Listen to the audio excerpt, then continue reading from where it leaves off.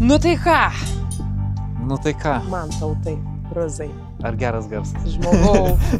Žmogau protas, smegenys, sudamos ląstelės. Motyvuojat jaunimą skaityti ir apie tai kalbėti. Čia jau geras dalykas. Ne, viską galima. Viską galima, ne? Kamantinėt, kodėl mašina, kodėl literatūra. Filosofai plauna smegenį žmonėm. Čia būtų irgi belekas. Nes aš asmeniškai, iš kur žinau jūs, nu tai iš pirmo kurso, tai čia jau prieš 3 metus. Ir jūs tada labai mus motyvuodavot skaityti kažką tokiais, kaip čia, mažais straipsniais. Ir kas man labai patikdavo, kad jūs labiau liepdavot savo žodžiais pasakyti, nu kaip tu supranti tas mintis. Nes dažniausiai tai tu perskaitai tekstą, tau atsiunčia porą klausimų, tu nupili, pacituoji tą patį tekstą ir jautiesi labai protingas.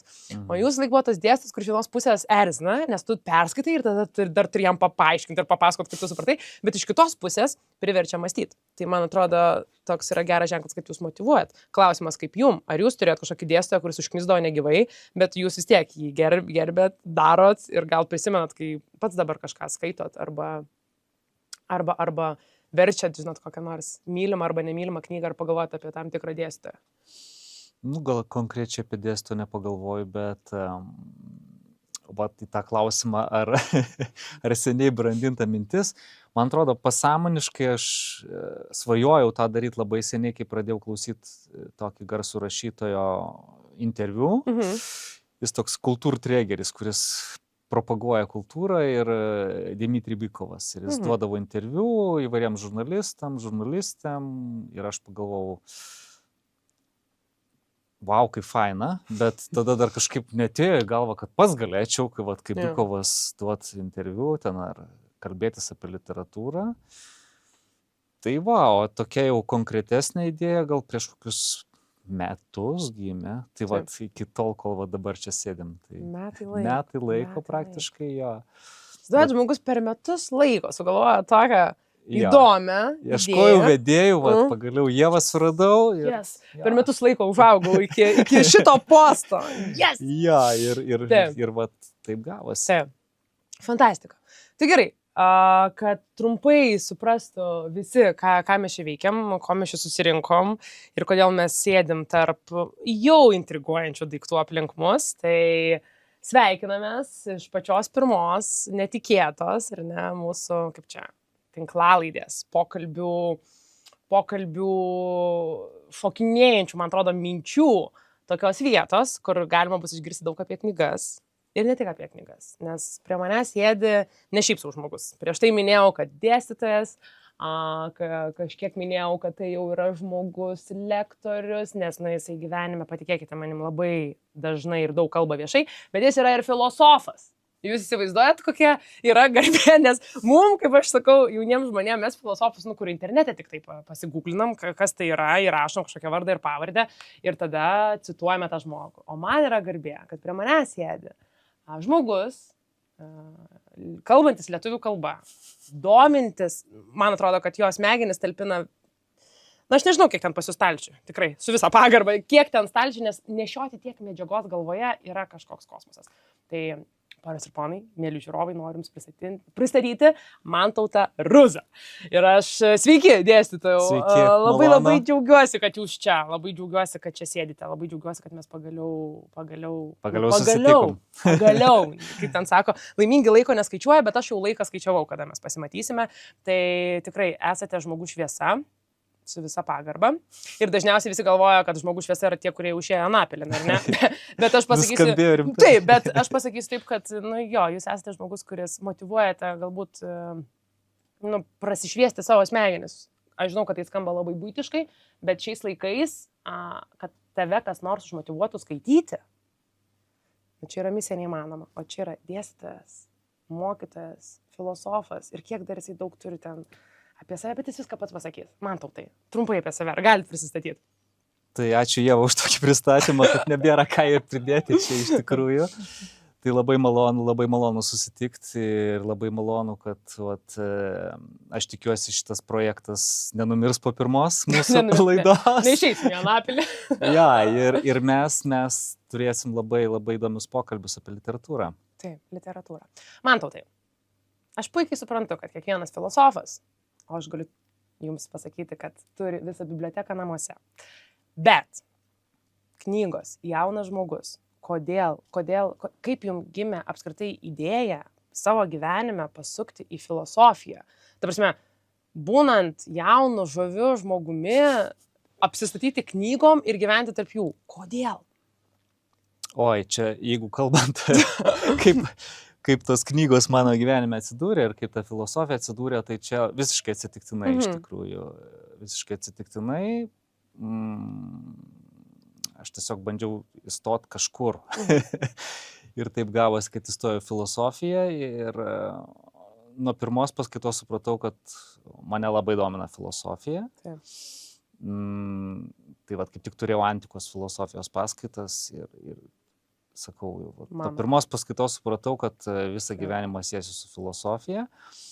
Ir tada natūraliai ta literatūra atėjo į gyvenimą. Aišku, mokykloje mes skaitėm privalomus literatūros kūrinius, bet, kaip sakau, labiausiai pradėjau domėtis literatūrą jau studijų laikais. Ir tai kadangi mūsų podcastas ne apie filosofiją, tai ta literatūra, kaip sakau, daugiau aš domiuosi mėgėjiškai, bet irgi manau, kad turėčiau ką pasakyti ir apie literatūrą, ne tik apie filosofiją. Taip, tai labai gerai, kad jūs turite ką pasakyti apie literatūrą, nes būtent šita vieta ir vadinsis.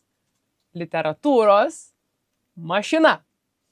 Tokie du žodžiai, kur atrodo nieko bendro neturėtų, nes mašina automatiškai, kaip čia, skalbimo mašina, gali būti, nežinau, plovimo mašina arba kalbu apie plovimo indus. O čia staiga literatūra. Literatūra ir mašina. Kaip gimė pavadinimas? Kodėl būtent toks pavadinimas? Ir kaip žmogus, kuris nenori šiandien daug kalbėti apie filosofiją, sugalvojo būtent tokį pavadinimą? Jo, ačiū Ieva už labai gerą klausimą. Beje, tas klausimas atėjo iš filosofijos. Tas, sakykime, pavadinimo idėja atėjo iš filosofijos ir toks prancūzų postmodernistas Gilles Deleuze'as parašė knygą Prustas ir ženklai, kur knygos antram skyriui, kuris vėliau buvo prirašytas, tas skyrius taip ir vadinasi literatūrinė mašina. Jis būtent Prustą vadina literatūrinės mašinos konstruktoriumi, kuris sukonstravo tą ciklą romanų, prarastų laiko beieškant. Ir kodėl mašina dabar, ir kodėl Deleuze'as tai vadina mašina, man ta idėja jo patiko, nes jisai kalba apie tai, kad kiekvienas meno kūrinys ar literatūros kūrinys, jisai generuoja, gamina tam tikras tiesas, tam tikras prasmes. Ir kitaip sakant, ne tik tai gamina tam tikras prasmes, bet ir sukelia skaitytojui jau savo individualias kažkokias prasmes, savo galvoje, kitaip sakant, turi efektą paveikti skaitytoją.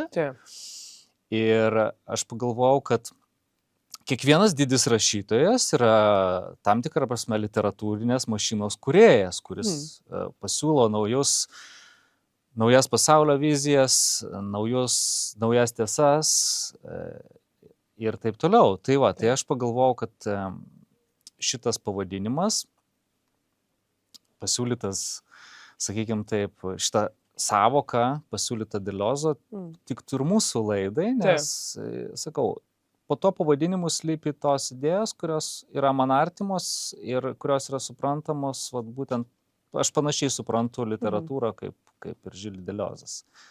Fantastika.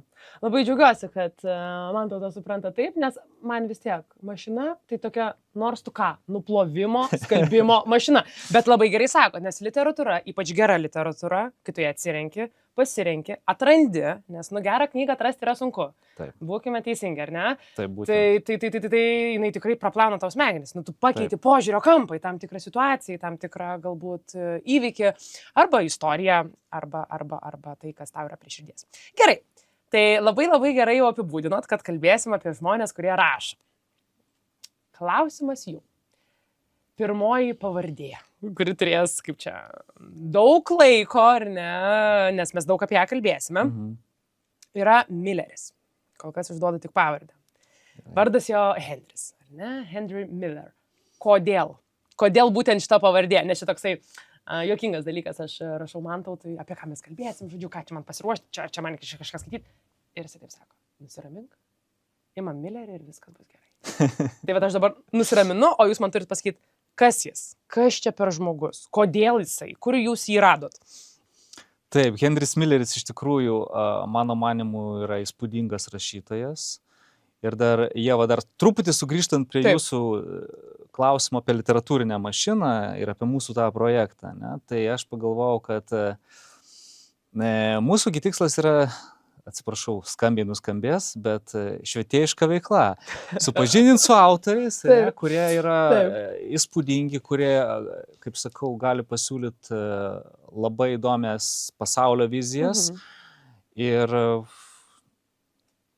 šalia Netflixo galima vėl sugrįžti ir prie literatūros, ne tik tai, kaip sakant. Šitą motyvacinę kalbą, man atrodo, mes pabaigoj paliksim. Taip, faktas, kad knyga yra, man atrodo, jau vėl grįžta į madą. Taip, taip. Jau man ir mūsų žmonių, tikslas taip, ir bus sudominti tą tokią įdomią literatūrą, gal mažiau žinomą, Henris Milleris. Arba kurios niekas neskaito, nes man buvo, kaip man yra atradimas. Man šitą pavardė atradimas, dėl to aš taip iš karto ją ir prigrėbiau, nes man labai įdomu, kad kas čia toks. Nes iš nuotraukos tai gražus vyras. Gaila, kad numiręs. Sako, gražus greitai išeina ir protingi. Žodžiu, lyrinis nukrypimas. Tai Henris Milleris. Taip, tai Henris Milleris, kaip pagalvojau, būtų labai geras autorius, nuo kurio reiktų mums pradėti mūsų šitą, atsiprašau, šlykštų žodį, projektą. Ne, literatūrinę mašiną. Man šitas žodis labiau patinka. Taip, pradėti literatūrinę mašiną. Ir pagalvojau, kad Milleris šiai dėliai tinka ir nes mes ir pakalbėsim, koks tai buvo įspūdingas autorius. Taip. Ir aš atsimenu, jį skaitydavau vasaromis. Ir vasara atrodo toks geras laikas, bet kartais jos būdavo depresyvios, tai Henris Milleris visada kažkaip tai atgaivindavo man tas vasaras, jo paskaičius nuotaika visada pagerėdavo. Tai va, ir pagalvojau, kad kai kuriuose romanuose esu skaitęs po 3 kartus ir pagalvojau, kad sakau, reikia ir žmonėm papasakoti apie jį. Kas neskaitęs, sudominti jo asmenybę, jo kūrybą ir tokiu būdu žmonės paskatinti paskaityti šitą labai labai įdomų autorių. Taip, o labai gerai toks raktinis žodis, kad atgaivina jum jis kaip asmenybė. Jeigu reikėtų jį apibūdinti taip biografiškai, kokius aspektus apie jį skirtumėt? Kas yra svarbu apie jį žinoti, kad paskui neįsigastum, atsivertęs knygą ir galvotum, kad šitam žmogui negerai arba kaip tik labai gerai. Tai va tokie pagrindiniai jo biografiniai aspektai. Jo biografija iš tikrųjų labai įdomi ir kas keisčiausia, yra daugiau knygų parašyta ne apie jo kūrybą, apie jo biografiją. Dėl to, skirtingai nuo daugelio kultinių autorių, kurie yra tapę ir paskui jau tokiais klasikiniais autoriais. Taip. Henris Milleris taip ir liko kultiniu autoriu. Jis netapo klasika, sakykime, kaip Selingeris, jis buvo kultinis, paskui jis tapo klasika literatūrinė. Henris Milleris liko kultiniu autoriu, nes kažkaip nėra ir konsensuso mokslinio apie jį ir, kaip sakau, daugiausiai apie jį knygos yra tokios memuarų tipo, apie jo gyvenimą, koks jis buvo įdomi, kokia jis buvo įdomi asmenybė, kokį jis įdomų gyvenimą gyveno ir taip toliau ir panašiai. Taip. Tai va, o jo ta biografija iš tikrųjų buvo labai įdomi. Ir, gal pradėkim nuo pat pradžių tada, ne? Jisai gimė Amerikoje, Brukline, kaip jis visada save vadino, Just a Brooklyn boy. Ir tuo metu Bruklinas, kai jis gimė 1891 metais, tuo metu Bruklinas buvo dar atskiras miestas, dabar tai yra New Yorko rajonas, bet tuo metu buvo atskiras miestas ir milžiniškas miestas iš tikrųjų buvo. Bruklinas XIX amžiaus pabaigoje buvo 4. pagal dydį Amerikos miestas. Prašau. Ir tai miestas buvo, daugiausiai tame mieste gyveno žmonės, kurie buvo imigrantai iš Europos, sakykime, iš tokių Europos šalių kaip Prancūzija, Didžioji Britanija, ir labai daug vokiečių buvo. iš Millerio pavardės tikriausiai galima matyti, kad ja. Tai čia jau mano antras klausimas, ar turėjo kažką bendro su Vokietija? Taip, jo seneliai buvo vokiečių migrantai ir jo, jis ir pats mokėjo vokiečių kalbą. Ir, tai va, ir jisai augo tokiam mieste, kuris buvo labai multikultūrinis, kaip sakau, labai daug įvairių žmonių buvo. Taip. Iš įvairių šalių. Taip. Ir Henris Milleris nuo vaikystės jisai mėgdavo leisti laiką gatvėje, jį formavo gatvėje iš esmės. Jis mėgdavo muštynės, mėgdavo gatvę, bet kas įdomiausia, jis mėgo ir skaityti. O! Va, mėgo skaityti, nelabai mėgo, niekada nemėgo darbo, tokio mechaninio darbo. Geras, bro. Kol kas manis jau man pradeda patikti. Gerai, Ja, ir jisai daug laiko praleisdavo prie knygų ir tėvai kažkaip galvojo, kad geriau jisai leistų laiką prie knygų negu gatvėje ir jį dar skatino skaityti, paskui pasigailėjo. Nes į literatūrą tiesiog prarijo visiškai. Jisai paniro į literatūrą ir, sakykime taip, baigė jis mokyklą visai gerais pažymiais, bet studijuoti nenorėjo. Bandė studijuoti koledže po pirmo semestro metėjai ir galiausiai išvyko į Kaliforniją. Į apelsinų plantaciją dirbti.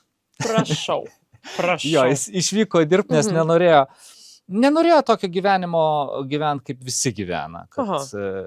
Kad ir kažkokios kaip taisyklės, ar jo, ne? Kaip taisyklės, baigi mokyklą, universitetas ar aukštoji mokykla, eini dirbt. Jisai jau nuo mažų dienų jisai kažkaip tai jautėsi toks nepriklausomas, laisvas ir kaip sakau, nemėgo taisyklių, nes šeima buvo iš tikrųjų labai tvarkinga, vokiška tvarka, griežtumas, to jis nemėgo. Beje, labai daug biografinių detalių šio gyvenimo galima atrasti Ožiaragio atogražoje jo knygoje, kur jisai aprašo ir savo šeimą, kad jis nenorėjo, jis paskui sužinojo, kad jį labai sunkiai gimdė ir jisai sako, o vai, lysti iš šiltos vietelės, jeigu tu ten viską gauni ir tau nieko nereikia daryti. Taip. Tai va, Kalifornijai, nuvykęs į Kaliforniją, jisai netikėtai pateko į tokias paskaitas, dirbdamas plantacijai, bet jis važinėjo, ten keliavo San Diego mieste, jis užėjo į tokias paskaitas, kurias vedė Emma Goldman, garsi anarchistė. Taip. Jo, tokia anarchizmo teoretikė, propaguotoja. Nu va, ir Emma Goldman atvėrė jam dar tokį ne tik literatūros, bet filosofinį pasaulį. Nes iki to jisai mėgo skaityti, kaip sakiau, bet skaitė daugiau tokią nuotykių literatūrą. Taip. Danielis Defoe, sakykim taip, Robinsono Kruzo nuotykiai, ir panašią tokią literatūrą. Gerai prisiskaityti tokių knygų ir keliauji savo ramus po pasaulį. Ja, ir jisai kažkaip jau tada dar susiduriant su filosofija, jis pajuto, kad tą magišką žodžio galią, kad literatūra gali tave net keist, skaitant, ir kad literatūra gali tave padėti nukeliauti tokius įdomius pasaulius ir, sakykime taip, kaip sakau, transformuoti net tavo asmenybę.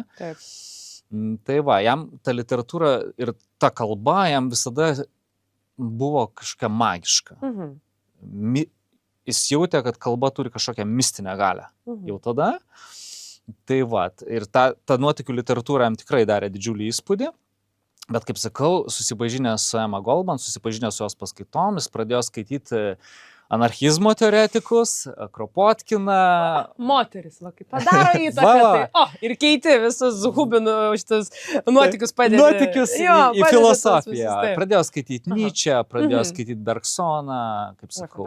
Jo, pradėjo skaityti, kaip minėjau, anarchizmo teoretikus. Nu va, ir paniro į filosofinę mintį ir pradėjo galvoti, kad gal reiktų pradėti rašyti, bandyti, nes jis, kaip sakau, jau tie pirmi bandymai buvo nelabai sėkmingi jo, iš esmės jis parašė dvi knygas, kurios buvo visiškai nesėkmingos, atvirai kalbant. Ne? Tai Molochas ir aš nežinau kaip išverst, jūs išverskit kaip norit, žodžiu. Crazy Cock. O, Nors apie tą... geras pavadinimas. Jo, nors apie tą naminį paukštį ten nei žodžio toj knygoje nėra. Taip. Tai ką jis turėjo omenyje, aš Nu, čia metaforos, viskas Sakykim gerai. taip, tai buvo metaforos. Aha. Jo. Na va, bet kaip sakau, tie bandymai nesėkmingi, jis bandė tokį socialinį realizmą. Jo, bet va, tas žodis nesėkmingai. Tai dėl to, kad, nu, nežinau, nepardavė knygų, niekas neskaitė, niekam buvo neįdomu, kritikai jį suvalgė, ar jisai... Ir tas. Realiai, ta prasme, iš tikrųjų, tai nebuvo sėkmingi bandymai. Nu ir aš bandžiau irgi skaityti, nu, tikrai tai yra... Pagalvoju, tikrai crazy. Tai dar ne padėsiu. Henris Milleris. Jo, Tikrasis Henris Milleris vėliau, jisai susiformuoja kaip rašytojas. Bręsta. Gerai. Jo. Tai va, ir... Bet, kaip sakau, susipažino su Emma Goldman, pradėjo skaityti filosofiją ir jau buvo vedęs, beje. Beje, pirma jo žmona buvo pianistė. Oho. Dėl to muzika Henrio Millerio gyvenime ir literatūroje vaidino labai didelį vaidmenį. Taip. Nes, kai skaitai Henry Millerį, jauti, kad kaip tas tekstas kaip kokios muzikinės bangos. Pats jisai beje gerai grojo fortepijonu labai. Pats netgi pamokas vedė. Nu, matot, Henris Milleris kartais ir dirbdavo. Beje, už pamokas imdavo labai nedaug. Nu, tais laikais gal tai yra didesnė suma, nes doleris turi didesnę vertę, bet iš esmės už valandą jis imdavo 30 centų. Ai.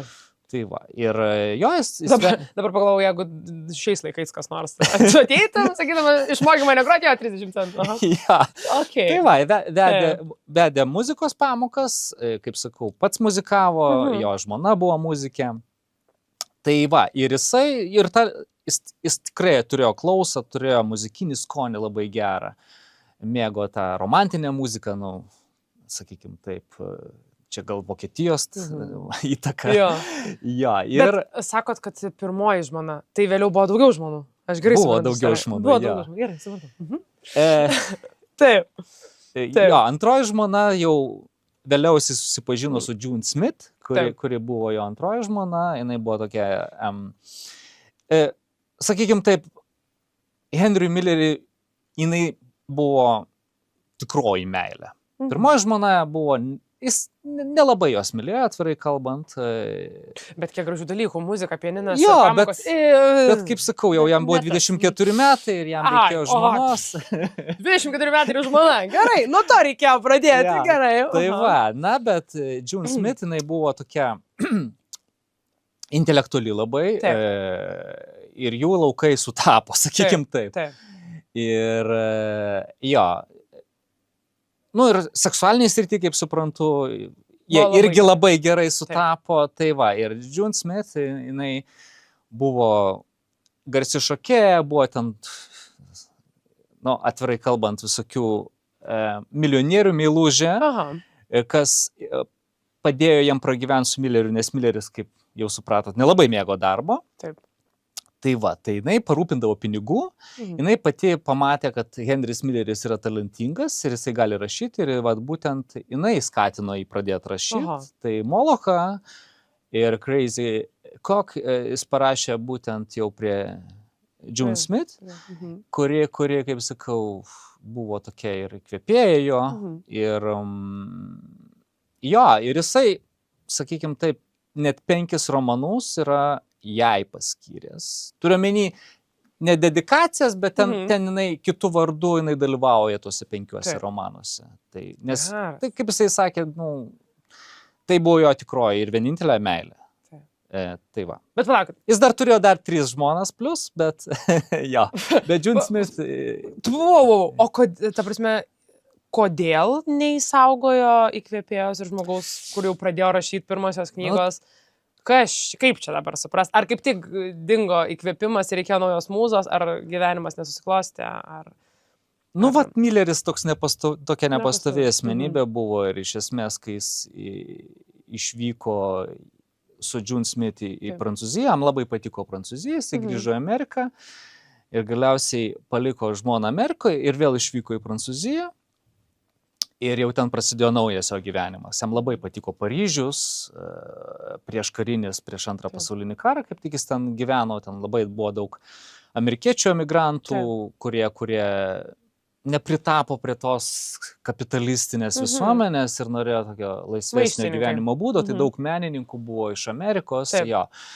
Ir Henris Milleris irgi nelabai mėgo Ameriką iš esmės, dar pakalbėsim apie tai, nes kai kurie jo romanai paskirti tam būtent.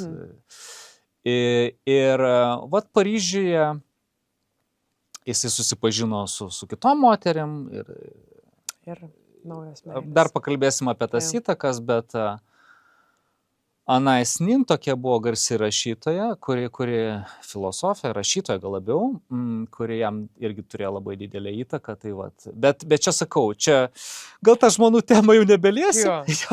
Ne, aš tiesiog faktas, negaliu patikėti, kad tokie įdomios biografinės detalės, kurios turėjo įtaką beje ir jo literatūriniam, sakykime taip, formavimuisi. Ir labai gerai sakot, kad turėjo įtaką, nes mano kitas klausimas iš karto yra apie jo kūrybą. Suprantam, kad tai yra asmenybė, kitoniška, maištiška, galbūt nemėgstant, man atrodo, kad tai yra žmogus, kuris nemėgo taisyklių, galbūt mėgo jas laužyti iš principo, o galbūt jam gaudavosi tai nevalingai, bet jo kūryba. Jum pačiam, kuri knyga buvo ta, kuris pagalvojot, skaitysiu visas iš eilės, kad ir ką jis įrašys? Jo, man didžiausią įspūdį padarė ir aš sutinku su kai kuriais literatūros kritikais, kurie irgi tą patį sako, kad jo geriausia knyga tai yra Vėžio atograža. Vėžio atograža. Jo, Vėžio atograža, kuri parašyta jau jam būnant Paryžiuje. Taip. Beje, jis ten aprašo toj knygoje Paryžiaus savo patirtį to laiko. Henris Milleris ir toliau nieko nedirbo ir išmoko gyventi kitų sąskaitą, beje, labai gerai. Taip. Jis būdavo atveju, kad pabėgdavo iš kavinių tiesiog nesusimokėjęs pinigų. Prašau. Jo, tai... Skamba toks filmo scenarius, atrodo, kad jo gyvenimas tai toks filmas, kad dabar pasakot apie filmą. Aha. Visiškai. Būtų gerai, kad kas pastatytų apie filmą. Jeigu gerai pastatytų, būtų įspūdingas filmas. Taip. Tai va, ir jisai gyvenamas Paryžiui lankydavosi įvairiose kavinėse, lankydavosi visokiose vakarėliuose. Ir jis kažkaip irgi turėjo tokias gerą savybę rašyti, kur tik jis bebūtų, jis rašydavo. Ar kavinėje, ar ten ant gatvės, ant suoliuko, bet kur. Tai va, ir jisai sakykime taip, Paryžiui parašė tą Vėžio atogražą. Ir kokios ten idėjos, ką jis nori realizuoti. Nes pavadinimas tai, toks, sakyčiau, dviprasmiškas. Jo, dviprasmiškas, bet ten nieko, sakykime, nėra to, ką mes įsivaizduojame. Taip. Jo, tai va,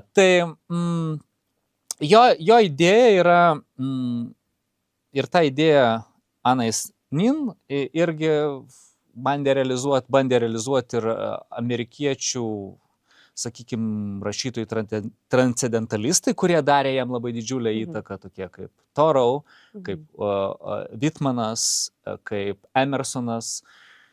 Kaip man kalbėti savo vardu? Pavyzdžiui, dabar aš kalbu tai, ką man įdėjo kiti, tai, ką man įdėjo televizija, tai, ką man įdėjo radijas, tai, ką man įdėjo spauda, ar aš kalbu savo vardu? Kaip man kalbėti būtent iš savęs, autentiško aš pozicijų, o ne tai, ką man įdėjo kiti. Bet kaip man realizuoti tą tikslą, tapti tikrų kūrėjų. Ir kaip atskirti, dabar, kai jūs pasakėt, kaip atskirti, kas yra tavo, o kas yra galbūt nevalingai paimta iš kito. Būtent. Ir tu jį percituoji ir galvoji, kad čia geniali idėja, kurią ką tik sugalvojau. Jo, ir tai nėra tavo, jeigu tai yra įdėta kitų. Ir tu nesi aš. Taip. Kai tu kalbi kitų žodžiais, kitų, sakykime, savokom įdėtomis. Tai va, tai jo idėja tapti tikrų kūrėjų. Ir pasiekti tokį lygmenį, pasiekti tokį pasąmonės lygmenį, iškelti į paviršių tą pasąmoninį srautą, dėl to jo knygos ir yra tokie sąmonės srautai. Čia didelė įtaka yra ir jau mano minėto Bergsono filosofo, kuris lietuviškai mes turim jo knygą, kuri Henry Milleriui darė didžiulę įtaką, tai kūrybinė evoliucija. Kad gamta, jinai kūrybiška, jinai vystosi netikėtomis kryptimis. Štai Henris Milleris nemėgsta tokio mechaninio darbo, tikriausiai iš to, nes tikrasis gyvenimas yra spontaniškas, ne mechaniškas. Dėl to jam, sakykime taip, siauba kelia, kai jisai dirbo telegrafo kompanijai, beje, jisai tą telegrafo kompaniją yra aprašęs savo knygoje Ožiaragio atogrąža, kuris pavadino Ožiaragio vėžio.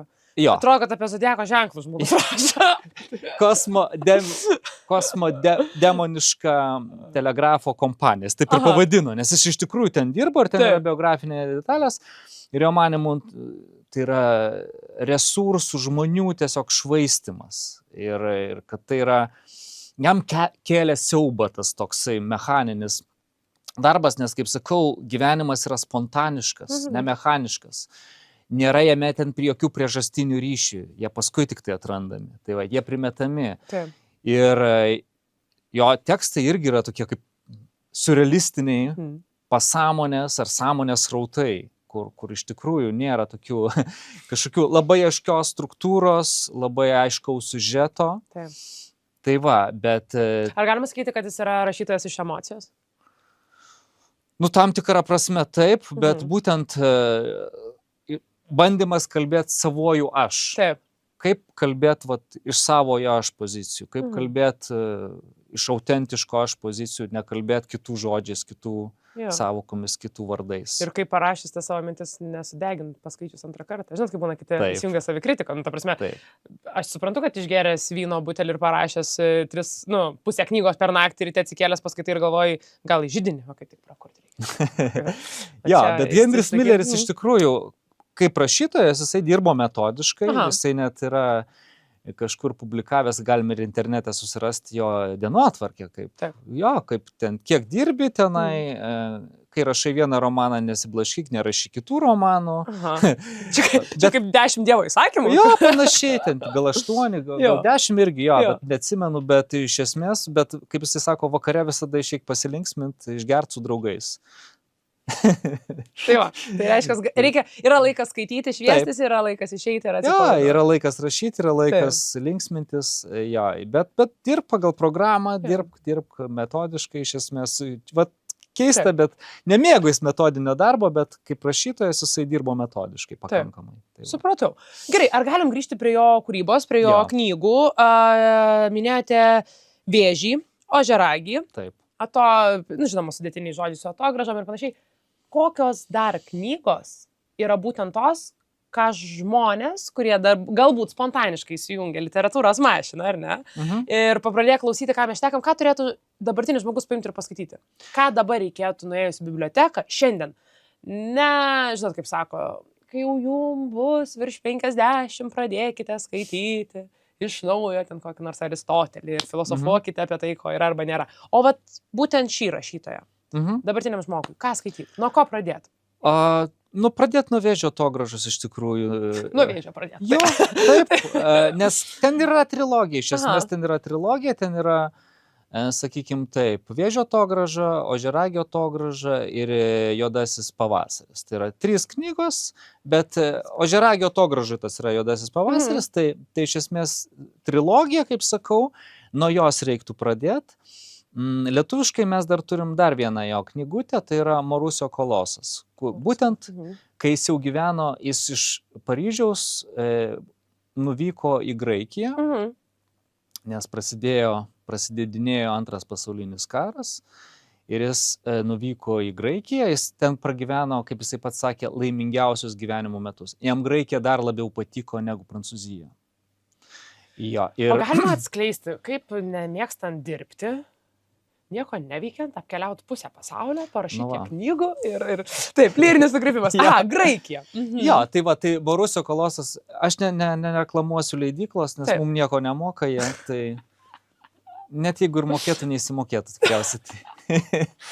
Tai lietuviškai mes turim 3 šitas knygas, tai tiesą pasakius, jas ir išvertė, kurias ir turėjo išversti lietuviai. Tai Dar yra tokia trilogija labai įdomi, Sexus, Plexus, Nexus. Ją žadėjo išleisti kitos knygos, bet taip ir neišleido ir kažkaip tai šitą projektą, man atrodo, numarino, už tai jie degs pragare. Aš juokauju. Ne, o gal ir nejuokauju. Ne, palauk. O tai jeigu originalią kalbą skaityti, galima originalią kalbą. Tai anglų, ar ne? Jo, bet pradėt, kaip sakau, reikia nuo trilogijos. Nuo to gražu, o pasibaigti Sexus, Plexus, Nexus. Pasibaigti kitą trilogiją, jo. Taip. Jo, būtent. Ir dar, kaip sakau, nepamiršt Marusio Koloso, kuri tokia, kaip sakau, irgi labai biografinė, būtent jo laikas Graikijoje, kuris apskritai nieko nedirbo. Ten jau apskritai, jisai tik tai Graikijoje, keliavo, gėrė vyną, žodžiu, ir jo, jisai metus praleido tokiam rojui, sakykime. Žemė. Galiausiai buvo gauta žinia iš Amerikos, kad Amerika ragino visus amerikiečius grįžti į Jungtinės Amerikos valstijas, nes jau antras pasaulinis karas jau įsibėginėjo. Laikas namo. Jo, laikas namo, nes, grėsė pavojus. Taip. Ir Henris Milleris 40 metais grįžta į Jungtinės Amerikos valstijas. Ir dar kas įdomiausia, kad Vėžio atograža nebuvo išleista Jungtinėse Amerikos valstijose, pirmiausia, jinai buvo išleista Prancūzijoje, nes dėl savo skandalingumo puritoniška Amerika neleido šitų knygų, nei Vėžio, nei Ožiaragio, ir tik tai 61 metais, apie 61 metus, po ilgų teismų procesų galiausiai jis išleidžiamas Jungtinėse Amerikos valstijose ir jis jau, pakankamai senas žmogus jau buvo, ir tada, sakykime, taip ateina jo didžioji šlovė. Ir beje įsikūrė Kalifornijoje, jam labai patinka, ten Big Suras yra toks, kaip, nežinau, regionas, didysis Suras, taip reikėtų tikriausiai sakyti, Big Sur. Ir jisai ten nusiperka namą su baseinu, žodžiu, galit YouTube net susirasti, kaip jisai ten plauko tam baseine, jau senukas būdamas.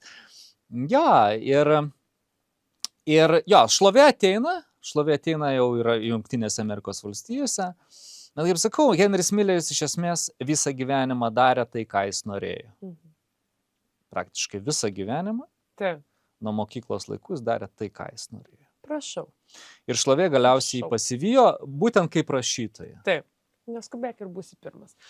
Liūdna, žinoma, kad žmogų pripažįsta, kai jau jam lieka mažiausiai, bet čia yra toksai bruožas, man rodo, su rašytojais. Ieva, bet dar sekundėlę apie pripažinimą. Taip. Henris Milleris iš tikrųjų norėjo būti pripažintas kaip rašytojas ir jis jau būdamas Prancūzijoje, kai parašė Vėžio atogražą, jisai išsiuntinėjo Vėžio atogražos rankraščius visiems tuo metu žymiausiam rašytojam, tame tarpe ir George'ui Orwellui.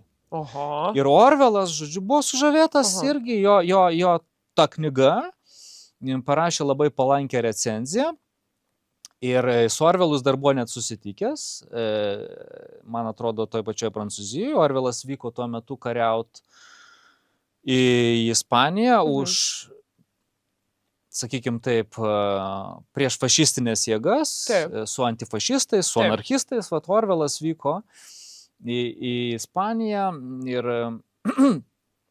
Henris Milleris trumpam buvo susitikę, apsikabinę, žodžiu, su Orwellu. Bet aš manau, būtų jis apsikabinęs, netgi Orwellas būtų vykęs už frankistus, už fašistus kariaut, nes Henriui Milleriui buvo tas pats, už ką jis kariavo, realiai jam tos... Henris Milleris buvo visiškai neideologizuotas žmogus ir jam tai yra, fantomai kažkokie. Taip.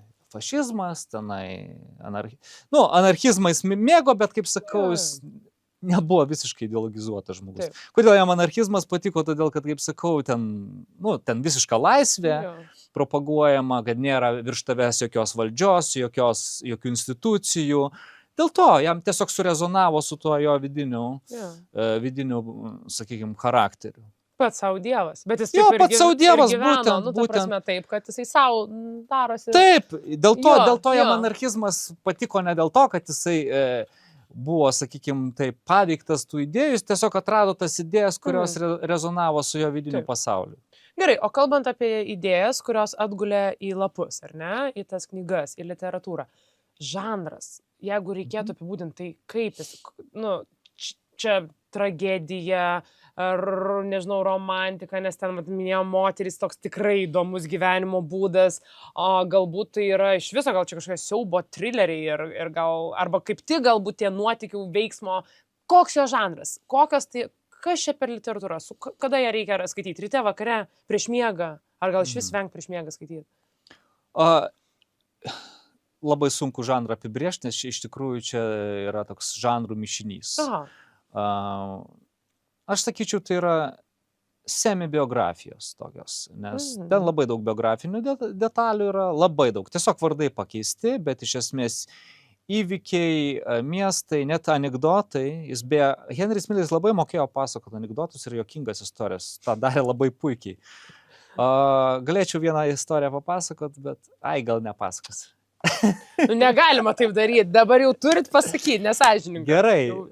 Bet iškirpsim, jeigu ką. Gerai. Ne. Aha. Žodžiu, jisai,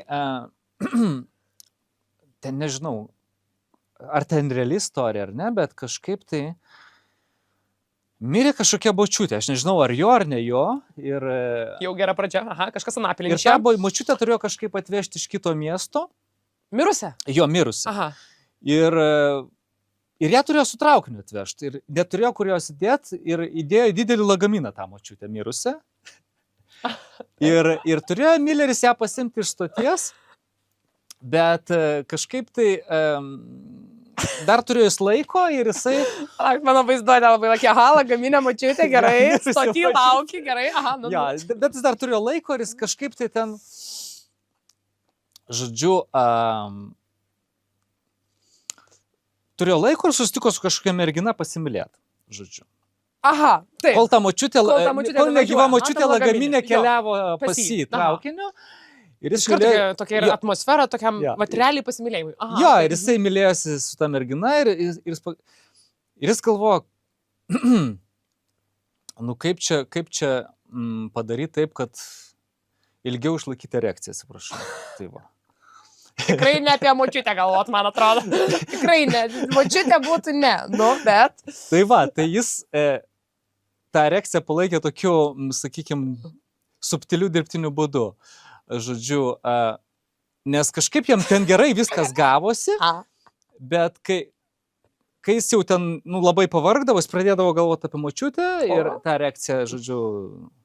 Nu, aš suprantu. Jo, nebebūdavo tokia erekcija. Tikrai. Paskui jis vėl perbasdavo mintis apie tai ir tokiu būdu jisai laviruodamas tarp minčių apie merginą ir apie erekciją, apie močiutę negyvą lagaminę. Žodžiu, jis ten labai ilgai pasimylėjo tą merginą. Tai va, tai... Fantastika. Ir šita istorija yra kažkuria jo knygoje. Nes čia yra geriausias trileris. Jeigu dar nenorit skaityti Milerio, dabar jau nori. Ar ne? Yra, aš nesakysiu, ar Vėžio Atogražio, ar Ožiaragio, perskaitykite abi knygas ir rasite tą istoriją. Gerai. Ir tada būtinai parašykit mums padiskutuoti. Kaip ten, ar bet padarė... Bet mes iškirpsim šitą. Ką reiškia? Taip, gerai. Aha, tai reiškia, tai yra asmenybė, drąsi asmenybė. Ne ta žodis, dėl to aš ir kalbu, kad jo romanai buvo uždrausti Jungtinėse Amerikos valstijose, Prancūzija buvo daug liberalesnė ir sakykim taip, kaip sakau, Vėžio Atograža buvo publikuota pirmiausia Prancūzijoje. Tai va, ir jo, o 61 metais jisai laimėjęs tas teismo pagaliau procesus, buvo publikuotas ir Jungtinėse Amerikos valstijose ir tokiu tapo kontrakultūros, seksualinės revoliucijos simboliu. Bet tais laikais, mes vis tiek, kalbam, rašyti tokias knygas, jis iš viso draugų turėjo, su visą pagarbą. Jis labai daug draugų turėjo. Ne, aš tikiu, kad jisai toks ir smagus. Į žmonės mylėjo. Bet kalbant iš kitų rašytojų perspektyvos. Ar tai buvo tokia dėlė, kurią reikia greičiau nukrapštyti ir sunaikinti, ar ne? Ar tai buvo kaip tik kažkoks naujas, ta prasme, nes čia vis tiek yra to, galima vadinti jo knygas romanais. Galima. Jo, tai yra grožinė literatūra. Grožinė literatūra. Taip. Tai kitiem to meto irgi didžiom imkim asmenybėm, neįskirkim pavardėm, nes vis tiek kalbam kažkaip apie ir koncentruojamės į Millerį, kaip kiti reagavo į jo kūrybą. Ar nebuvo kažkokių, kaip tik galbūt, į tas, kur spausdina visas knygas, į spaudyklas, ar nebuvo kokių tų kritikų recenzijų iš tos blogosios perspektyvos, ką tu čia rašai kažkokias nesąmonės, gal turėk šiek tiek vertybės. Mes kalbam apie laiką, kur keliaujame link antro pasaulinio karo. Man atrodo, čia yra labai drąsu kalbėti. Mums dabar smagu ir juokinga, bet būkim vėl, norisi sakyti man tą bėdinį, bet teisingi, yra žodžio teisė, yra žodžio laisvė. O Milleris man primena asmenybę, kur pas jį negalioja kažkokios. Ta prasme, jeigu esu pats audijavas, aš darau, ką noriu. O kaip kiti? Kaip kolegos, kurie galbūt nepalaikė viso šito laisvės judėjimo. Henris Milleris iš tikrųjų labai buvo nevienareikšmiškai priimamas rašytojas. Turiu omeny, kad buvo tie, kurie jį labai mėgo, buvo kurie labai nemėgo. Iš skaitančios, sakykime taip, skaitančių bendruomenės irgi buvo sutikamas labai nevienareikšmiškai, iš kritikų literatūros bendruomenės irgi labai nevienareikšmiškai. Kaip sakau, didieji rašytojai vertino jį ir Becketas labai pozityviai apie jį pasisakė, ne tik tai George'as Orwellas. Bet iš tikrųjų konsensuso nėra, nes jis labai nevienareikšmiškai ir vertinamas autorius o tais laikais taip, bet jis nebuvo toks skandalistas vienintelis. Anais Nin, jo, sakykime, įkvėpėja ir jo draugė, jinai irgi rašė erotinius romanus, sakykime taip. Ir, pavyzdžiui, jinai netgi labiau, jinai dar žymesnė Jungtinėse Amerikos valstijose negu Henris Milleris, jai leidžiamas yra atskiras žurnalas, būtent jo. Prašau. Tai jinai irgi rašė tokius erotinius romanus, bet gal ne tokius skandalingus, kaip Henris Milleris. Ne tokius drąsius, jo. Aha.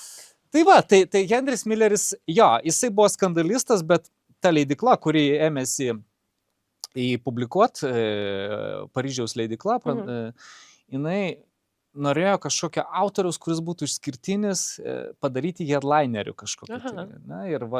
Ir jiems labai tiko, nes jisai tikrai turėjo kažkokį tai išskirtinumą ir iš to meto rašytojų, net, kaip sakau, ir skandalingų rašytojų.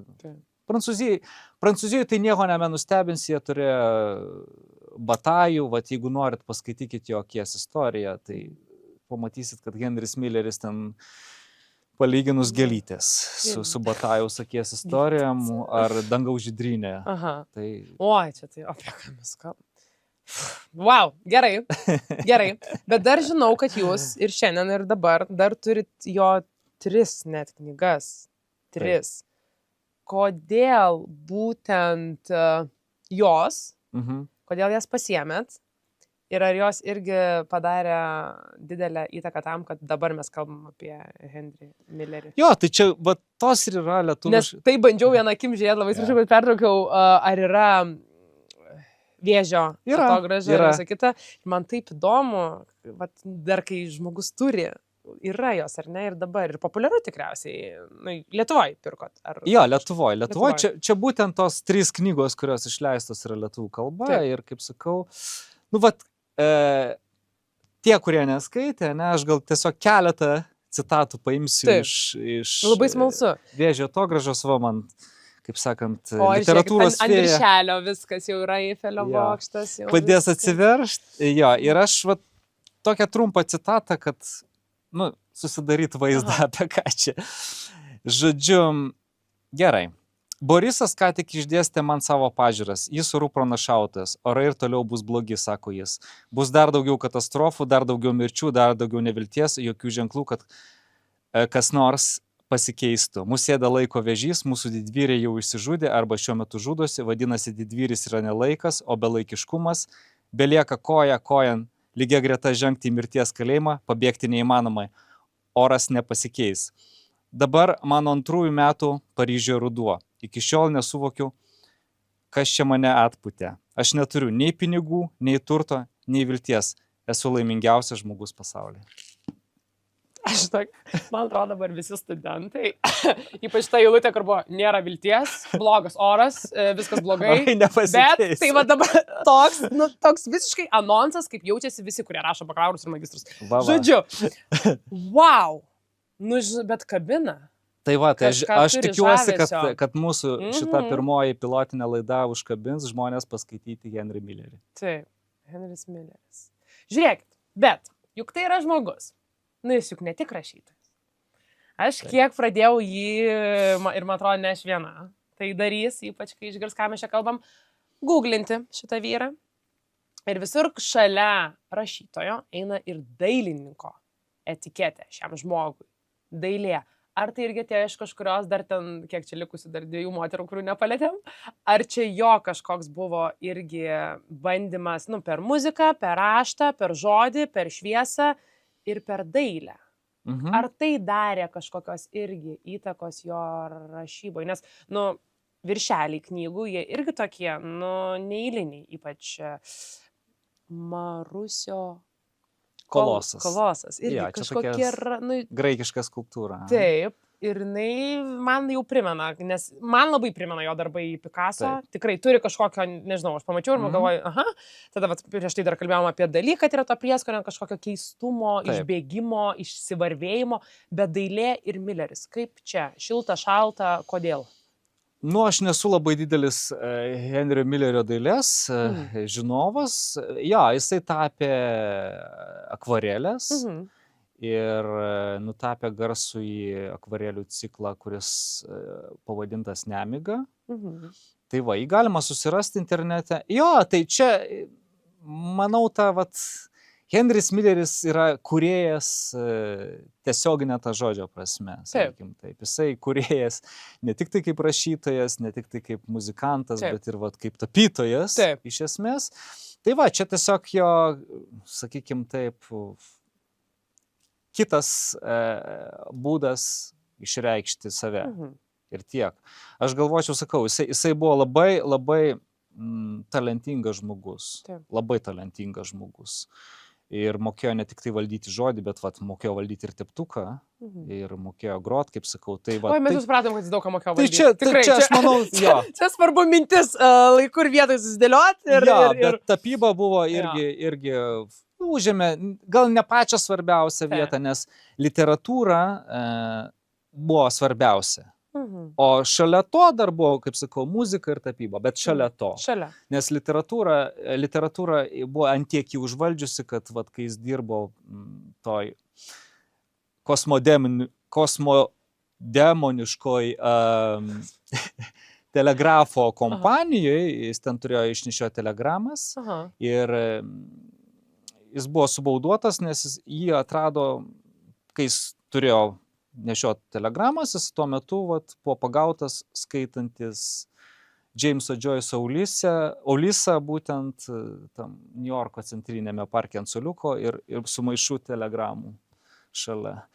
Tai va. Čia lygiai tas pats, kaip šiais laikais eina žmonės daryti vieno darbo, pasiema telefoną ir staiga pusę dienos praleidžia kažkur. Tai negali pykti ant žmogaus, tai užkabino. Literatūra buvo tiesiog, jį taip užvaldžiusi, kad kaip narkotikas, ir literatūra užėmė svarbiausią gyvenimo dalį. Fantastika. Man atrodo, kad mes tikrai užmotyvavome skaityti šį žmogų, bet vis dėlto, ar yra dar kažkoks aspektas, ko mes nepalietėm, nes man dar labai įdomu apie tas 2 paskutinės žmonas, nes turim man velniškai, normalu, aš moteris, ar ne? Man labai yra įdomu, ypač kai moteris motyvuoja vyrus tam tikrą prizmę paimti, turėjom pianistę, turėjom prancūzę, turėjom Graikijoje gal kažką netyčia ir dar liko 2. Ar tos 2 kažkokios X damos, galbūt nenorim jų atskleisti, bet galbūt ir norim.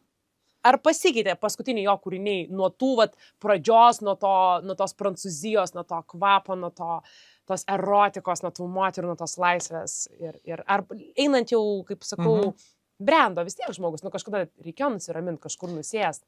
Reikėjo nusiraminti, bet, kaip pasakyti... Ar vis dėlto baigė gyvenimą vienas? Ta antroji žmona, man atrodo, apie ją verta kalbėti, nes iš tikrųjų...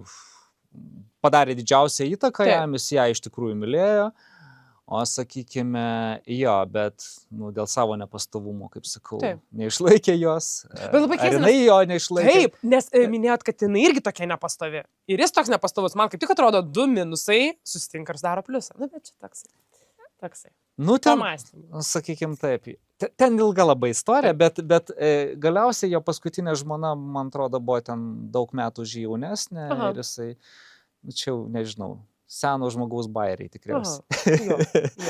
Bet jau paskutinės dienas jisai leido vienas ar su antra pusė? Su antra pusė. Su antra pusė. Ja, su antra Namas, pusė. baseinas. ir Taip, jau būtent Jau laukė. Kalifornija. Ja. Po viso gyvenimo tokio maišto ir garsaus.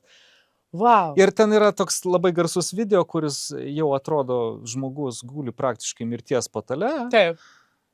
Ir jisai ten rankom makaluoja ir sako, I'm still alive. Žodžiu, kad jo tas gyvybingumas, nes jisai mirė būdamas, man atrodo, 88 metų, Aha. 80 metais. Taip.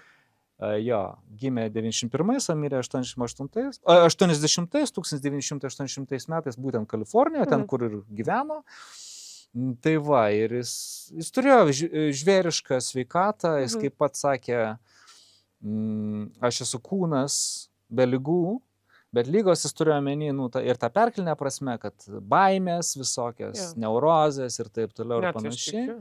Kitoks gyvenimo būdas. Jo, ir jis ten buvo, vienam romane jis aprašo tokią situaciją, kai kažkoks vaikinas, nežinau, ar užpavydėjo tenai savo merginos jam ir jisai pasiūlė Henry Milleriui plaukt. Ir tokiu būdu tas vaikinas, jisai save laikė gerų plaukikų, galvojo, kad nuplauksim toliau ir nuskęs Henris Milleris. Ai, dėl merginos? Nuskandinti Henry Millerį norėjo. Sako, einam kartu paplaukėsim toli ir Henris Milleris sako, ką jis juokauja, sako, mane nuskandinti.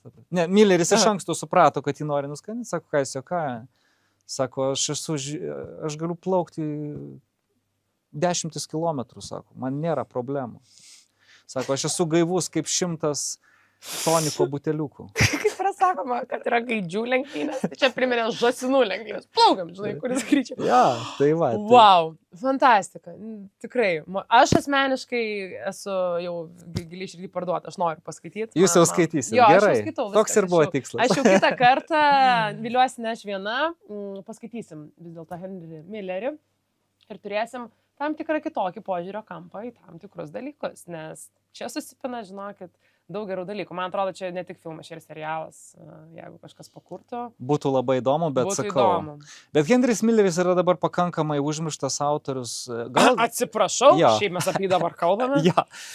Bet turiu omeny, Amerikoje jisai pakankamai yra blokuojamas, ignoruojamas, gal dėl savo to seksizmo, iš esmės požiūrio į moteris. Tai va, tai aš nenoriu labai giliai leistis į tą, sakykime, temą, bet jo, dabar jisai yra truputį primirštas, atvirai kalbant. Tai tam aš jo, bet mūsų tikslas prikelt vėl iš numirusių, atgaivinti ir parodyti, kad tai yra labai įdomus autorius ir vertas dėmesio.